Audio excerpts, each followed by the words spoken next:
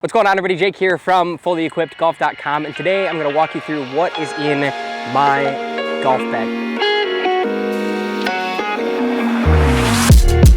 So obviously we're nearing the end of the season, but this is an interesting one for me because I guess this is really going to be what was in my golf bag. So I did a previous What's in the Bag post on my account earlier in the year, and a couple of things have changed. A lot of stuff has actually stayed the same, which is rare for me, but I want to walk you through kind of where the bag ended for the season. Every year I play in a big tournament called Players Cup, and I'm really kind of getting my bag dialed in for that tournament. And then after Players Cup is over, as I stand here right now, it's over, it's open season. So the rule for the rest of the year is that other than testing for comparison, none of this stuff is allowed to be in my gamer bag because quite frankly, I just don't really care about the golf for the rest of the season because I've made my commitment to Players Cup and we're through that tournament. So let's start off with the top of the bag. So under our Pablo Sanchez head cover, which I did break my own rule on this one. So I've always said that once I find a driver I really like, the head cover stays with the head. And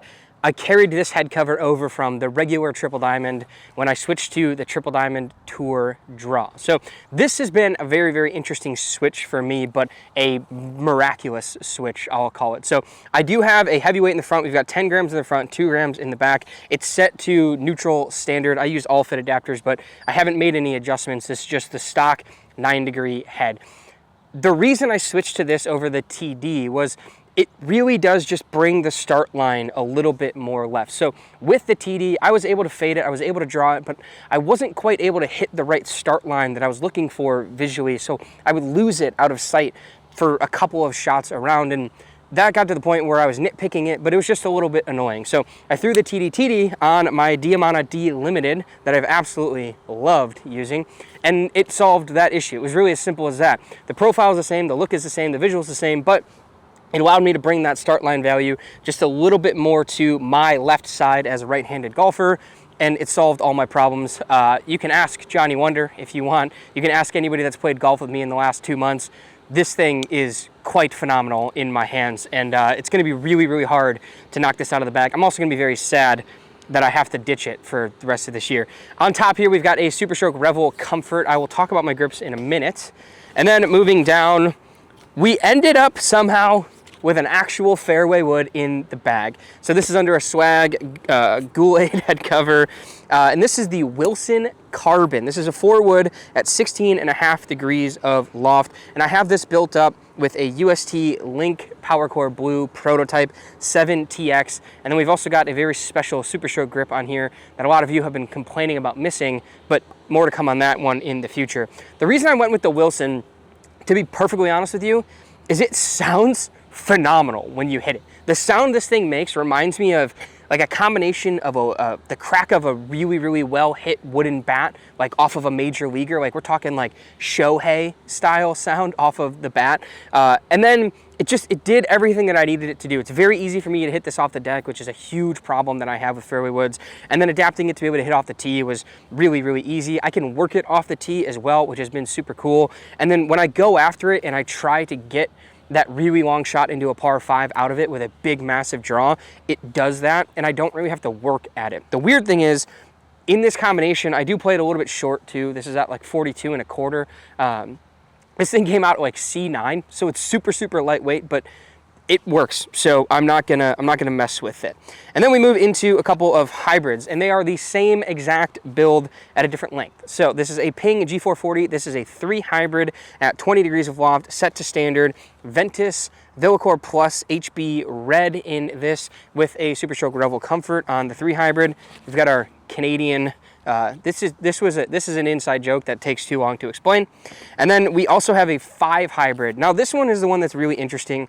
I struggled very heavily with my irons this year, and I was looking for band-aids, honestly. So this 5 hybrid build that Adam did for me on the Ping truck became a big band-aid, but a useful band-aid. It helped me through the end of the year and helped me at Players Cup too. So really cool here. Again, Ventus HB Red Velocore Plus 9X in both of them. And then this one's got a Revel Player up top. This one is set to the flat setting, and I've got my Patriotic Flipper from Swag on that one. And then we go into the iron set, which was the the troublemaker of the year. And to be honest with you, this iron set still isn't perfect. I started the year with my standard Cobra CB MB combo set, and then I moved into a set of P7 CBs that Brian LaRoche really nailed in for me. We spent a lot of time getting those right, and then the wheels fell off. I went through a couple swing changes. I was trying to do better things with my swing, and it destroyed the profile of the clubs that I was hitting. So I ended up in the Cobra 3DP Tours, which is what I did my last What's in the Bag with.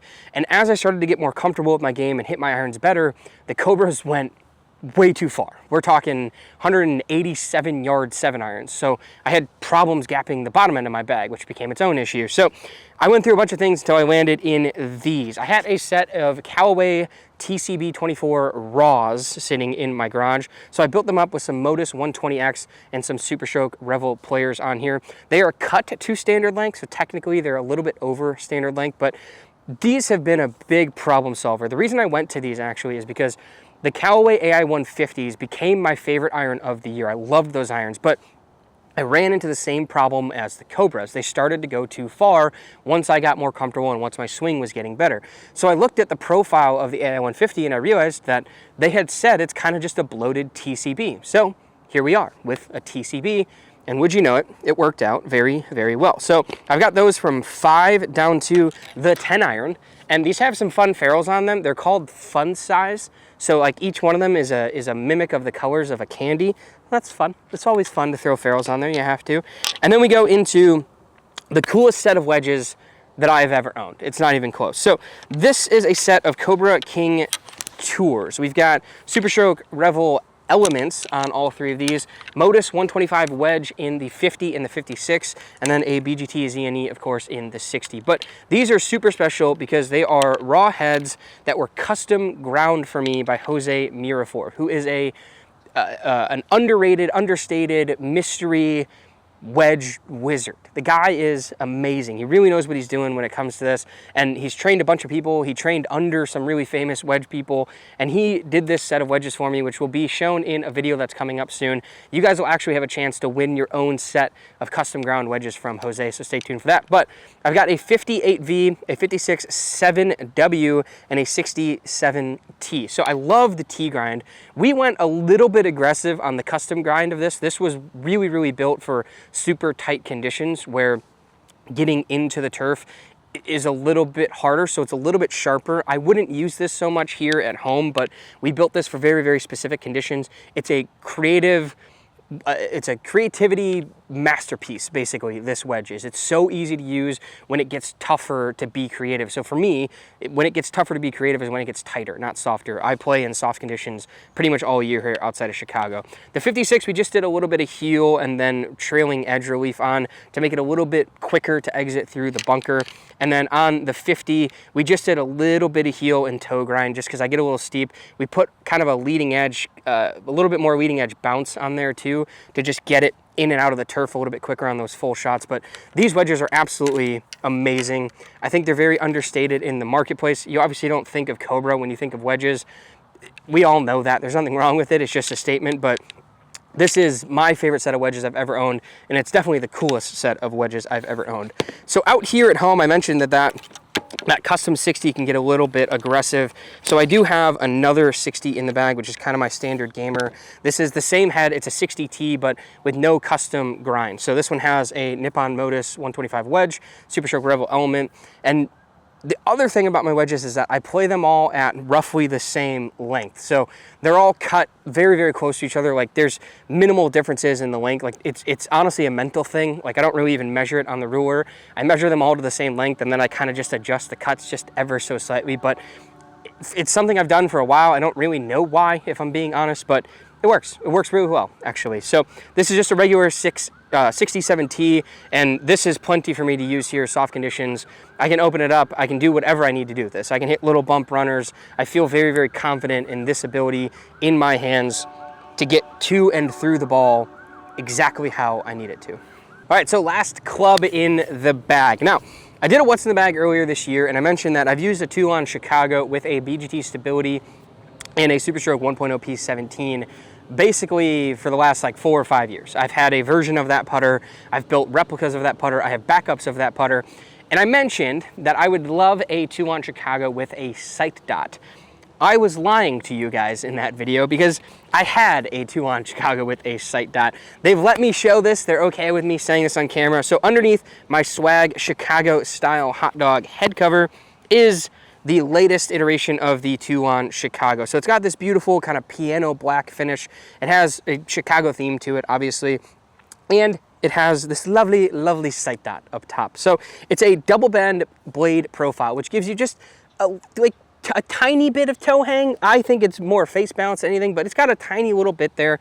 And then I have a stability carbon on this as always with a Super Stroke 1.0 P17. So this is the exact same build as the last 3 2-on Chicagos that I have had. I play this at 34.5 inches and I choke down on it. I just really like the feeling of that 1.0 P17 in the hands once it's choked down on a little bit. It's something that's become incredibly comfortable for me. So this is a small batch that will be coming soon. I actually don't know, but they were very, very, very gracious enough to give me one because they just knew that I am the prolific Chicago fan basically for 2-on. So really cool stuff from the family over there. Thank you guys for this. And it has actually been in the bag all year. Like I said, I was lying before because I couldn't show it, but now I can, and it's beautiful. So here we go. Outside of that, just a couple spec things. So like I said, with the irons, everything is built, is cut to standard length and then gripped. So technically it's a little bit over. Right now, everything is 1 flat and these TCBs are 1 degree weak as well. The wedges are at the stock loft, so 60, 56, 50. Those are all 2 flat on the wedges.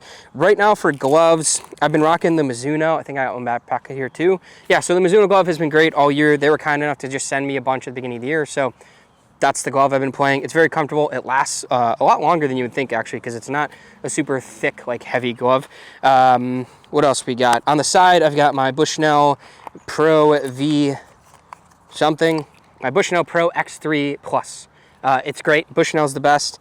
That is the rangefinder you want. It also connects to my GC Quad, which is a video that I'm going to make in the future. Got a club brush on the side here. Threw a brand new Super Stroke towel on the bag for today. And then last but not least, we've got the golf ball. So this is not a surprise to any of you because I've been shouting it from the mountaintops, but I have the Wilson Staff Model X golf ball. I have a number 2 in any scenario that I actually care about the golf that I'm playing. So this year, it's only been twice, trying to qualify for my club championship, which I failed to do. And then at Players Cup, I had all number 2 Wilson Staff Model X's. The ball is amazing. Aerodynamically, there's something about it that I'm going to try to go into a little bit more discovery with the Wilson team on and figure out what they did exactly to make this so stable in the air. You guys can't feel it because it's a little fuzzy on my mic, but it's very windy actually right now. Like right now we're probably in 10-mile-an-hour winds doing this video, and this ball doesn't care, right? It's a half a club into the wind versus a full club into the wind. It's a 2.5 yard movement in a left to right or right to left wind versus a full club movement. The ball is insane. I just can't get over this ball. It's also super, super durable, so I don't feel like I have to replace it as often as I have with some other ones. And then I guess we can go through some other pockets in the bag. So up here, I've got an old Cobra King LTD little pouch here, and this houses my tees. I might as well just talk about this. So nerdy little thing here. Pride Sports did a really cool thing for me. So we built these tees out with a Made for the Range logo I never ended up using. The bucket logo is up top, but these lines are very, very specific. So the black line is kind of my driver teed up, trying to bomb a big high draw. The blue line is my standard driver swing, and then the lines up top are for my mini driver, and then I can just, slam it down in the ground for 3-wooder hybrids. But really cool of them to do that for me in my favorite colors. Blue and black are my deal here. So yeah, nerdy little thing with the tees. I'm fortunate enough to have a partner that would do that for me, and they work very, very well. If I don't have these tees, I feel a little bit weird. I'm not gonna lie to you. So that goes in this pocket right here. In the big pocket over here, we've got a glove pouch from Swag. Again, it's blue. That's the only reason I got it. It's also very nice. And then we've got a little pocket up here, and this is what holds what goes in my pocket during the round. So I only have 2 things plus the tees and a golf ball. I've got a divot tool. It's just one of the little thin switchblade tools. I got this from the Ryder Cup at Whistling Straits. And then I've got a Chicago Blackhawks ball marker on top. And then I have these little tiny club brushes from Soft Spikes and Pride Sports. I love these things. They go in my pocket. They are nice and simple to just give yourself a quick little cleaning for the grooves, and then you just throw it right back in your pocket. You can also use this as your ball marker, but I like this divot tool because it's just this, and it puts the ball marker on it, and that's all that has to go in my pocket. In my back pocket, I've got my yardage book cover for when I need it. This is a really cool Wheels on Tour since '84 one from Mizuno, so this will hold a yardage book if I'm using one. And then lastly, we've always got sunscreen in the bag. Me and the sun are not friends. And then over here, we've got a couple extras. So I've got a pair of rain gloves. I've got a bunch of extra spikes. And then I've got a spike tool. This is the new tour wrench from Soft Spikes. And that leads us into our final thing here, my Painter 87 SCs. This is my favorite golf shoe. It's not even close. I like some of the other Painter offerings. I like a bunch of Puma stuff. I like my Under Armour. I like other shoes. These are my favorite, and it's not even close. I've got all Tour Flex Pros on the bottom right now. I probably should change these out soon. But these shoes have been fantastic. The Painter team has been amazing. I bought these. They did not send me these. I bought these ones. I love them, and I have actually already purchased a backup pair. So amazing, amazing shoes. Have to wear spikes. Soft Spikes is very, very important to me. They're also an incredible partner. So that goes without saying. But yeah, that's the bag. I think this was, I don't know if we got this in under 20 minutes, but I hope you guys enjoyed. A little bit of nerdiness there from me. This is my bag, and this is the last time you'll see this bag as it is. So, well, that's a little sad, actually, isn't it? Because we played some good golf with this year. Oh, my water bottle. I always have this water bottle.